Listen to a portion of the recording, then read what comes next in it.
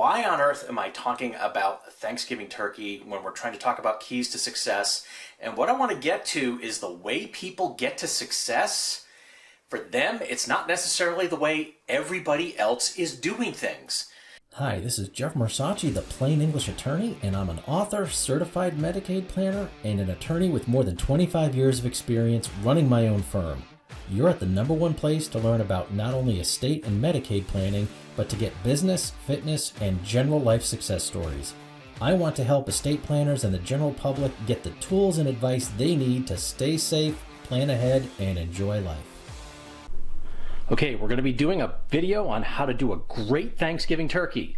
It's going to be the juiciest, moistest, best tasting turkey you're going to get. So it's important to make sure that we prep it the night before.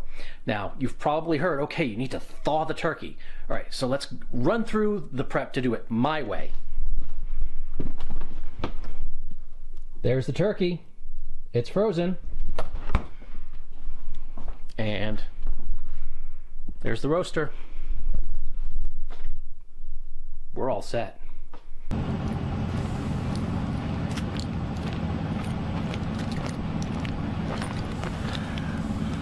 Workout is always a good start to a Thanksgiving.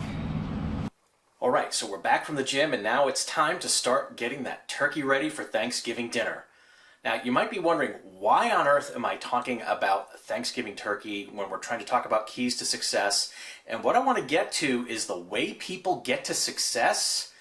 For them, it's not necessarily the way everybody else is doing things.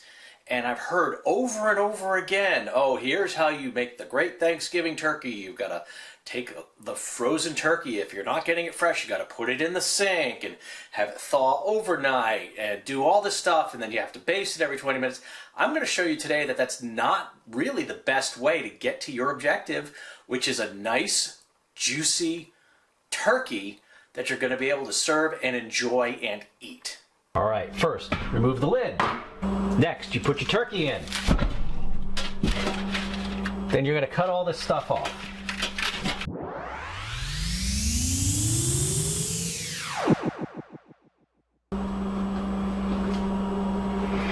Now you put in your water.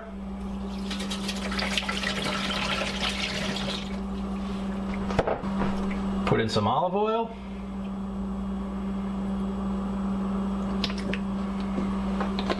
Put in your margarine. Straighten things out just a bit. And cover it. Now this is easy. You turn it on. Go up to 350. And we put it in for the maximum time, 6 hours. We're going to check in and see if we actually need that long. And that's it. All right, so while the turkey's cooking, we're going to head out on the porch and hang with Monty. One of the main keys to success is understanding exactly what your goals and objectives are going to be. You need to have a very clear vision about where you want to be, not where other people want you to be. Another thing that I've found very true over the years is there are a lot of people who are going to be telling you what your end goals and objectives should be, and it's what they want you to do, not what you want you to do. So be very careful of that. It's fine to go out and seek the opinions of others that you know and trust, but at the end of the day, the final decision has to be yours. So how does this relate to turkey? You need to figure out if your objective is to actually have the tenderest, juiciest turkey, or if it's to simply go along with the way everybody else is doing it. Now, I'm not going to knock that, because in some cases, people do it a way that just really isn't going to get them to that end result, because that's the way they've always done it, and Thanksgiving is more about the tradition of it than the actual end result of the turkey. And it's, oh, well, my grandma used to teach me to do the turkey, and this is how she taught me. Well, fine, but don't lie about what your objective is. Be clear in your own mind what you want. Okay, bud? Yeah, you'll get some turkey too. All right, so now that we know what our goals and objectives are, hey, we've got a little bit of time before that turkey's done. Why not try out the drone?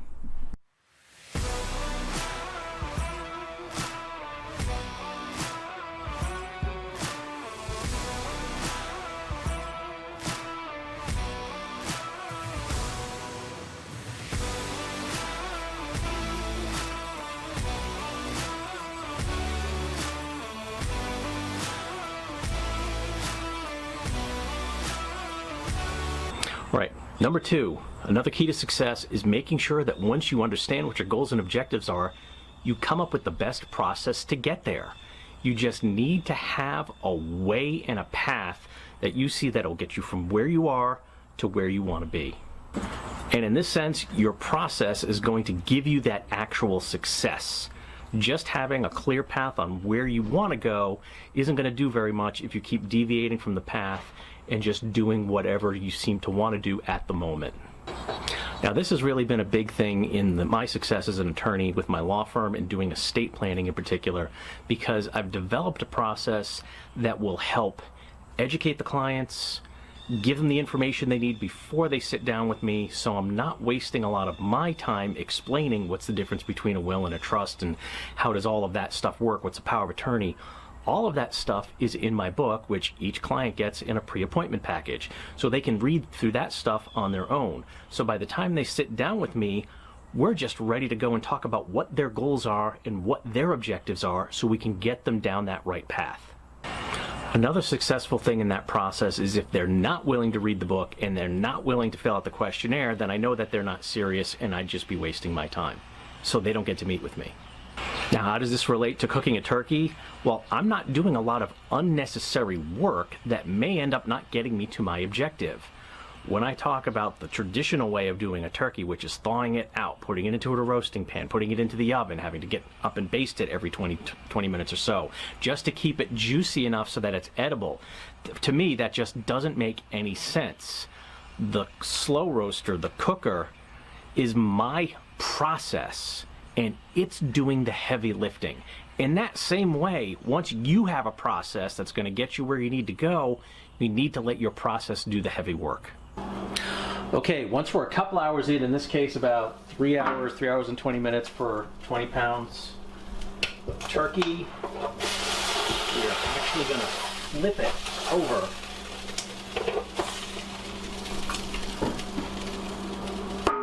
And then cover it up.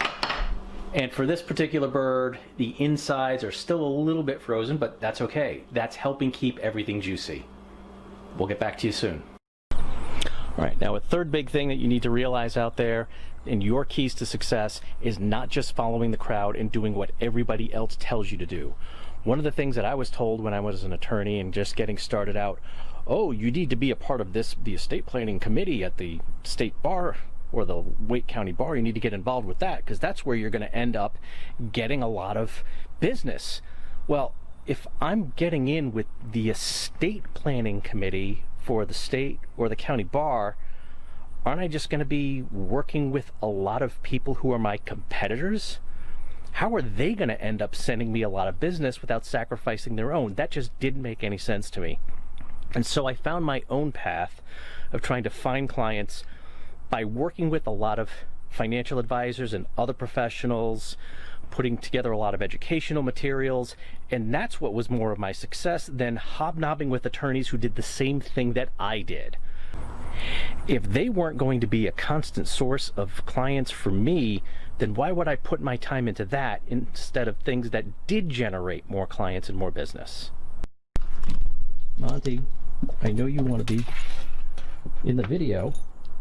Okay, but you'd rather chase the moth. Good for you, bud. Glad you picked your own goals and objectives. All right, so now let's talk a little bit about how does this jive with turkeys.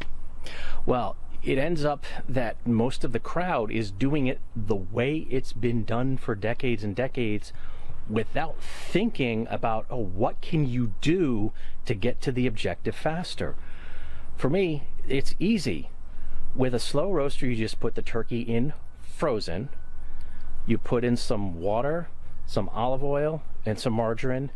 You put it on 350 for 6 hours, and it may be more, it may be less, but you just monitor it. But you're monitoring it every hour, hour and a half or so, and it ends up being so much easier and so much less stressful.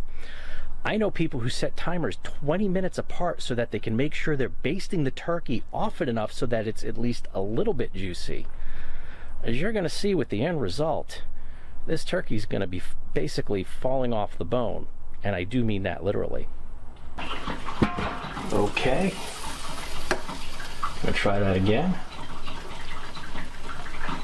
And we are at temperature. So now, turn it off. And you just let it sit for half an hour.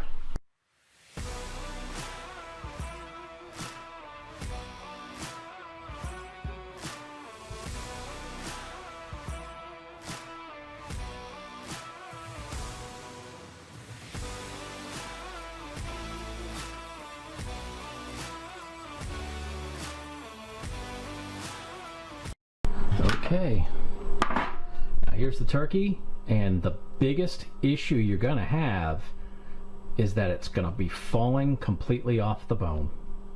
That's the biggest problem. It's so tender and juicy, it's gonna fall apart.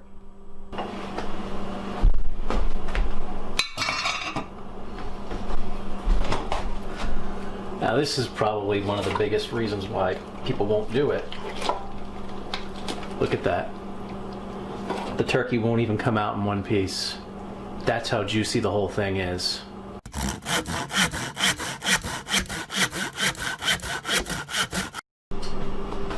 All right, now that's a great Thanksgiving dinner. All right, so now that we have all that juicy turkey and it's all great, let's go over point number 4, which is you need to just evaluate that process and evaluate your goals and objectives on a regular basis. One of the big concepts of strategic planning is a plan should be put in place, and traditionally it's every 5 years, and now with things moving more quickly with technology and other things, it's every 3 years. And I even advocate for nonprofits, look at it every year. You have to reevaluate and look, is your vision the same thing? Is your mission the same thing? Are your goals and objectives going to be the same, or do you need to adjust it? And then the process, well, that's an ongoing thing that you need to adjust just to make sure you're still getting to those goals and objectives. So you got to look at that for what's right for you. Now, for me, have I changed the way I've done the turkey over the years? Well, yeah, I've used the slow roaster, but I didn't always use some margarine. It was just the olive oil and water, and I found that by using the margarine, it actually did taste a lot more tender. And so I added that to the recipe. So I looked at that every now and then. Now, I'm not advocating changing everything up all the time, but it's okay to look at the process every once in a while. Don't keep making exceptions to your process over and over and over and over again. Actually look at, should you be changing the process? All right, so that's just 4 keys to success. Do you have any keys that you think are important? Go ahead and put them in the comments below. And as always, please like, subscribe, and turn on notifications. And as I tell all my clients, stay safe, plan ahead, and enjoy life. We hope you found that information useful and easy to understand. To keep getting this great information, please like, subscribe, and turn on notifications. To get even more information more quickly, follow the links below to some of our free, no obligation programs.